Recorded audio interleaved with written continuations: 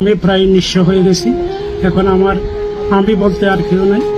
ব্যবসা শুরু করার পরেই আমি প্রায় 40 থেকে 45 লক্ষ টাকা আমার যা সম্বল ছিল বিদেশে সব সম্বল আমি দোকানে ঢেলে দিই। গত রাত্রে আপনার 6টা 15 মিনিটে এখানে আগুনের সূত্রপাত হয়।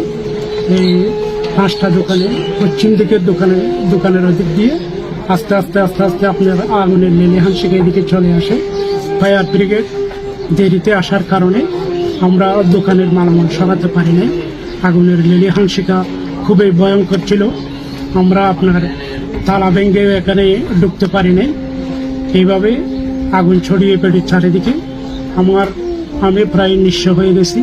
এখন আমি বলতে আর কেউ নাই। এখান থেকে আমি জীবিকা নির্বাহ করি, এখানে আমাদের রিজিক। তো সুতরাং আমরা এখন বলতে গেলে নিঃস্ব হয়ে গেছি। এখন আমাদের কিছু নাই, আমরা অসহায় হিসাবে এখন আমাদের দিন যাপন করতে হবে। বাকিটা আল্লাহর উপর নির্ভর।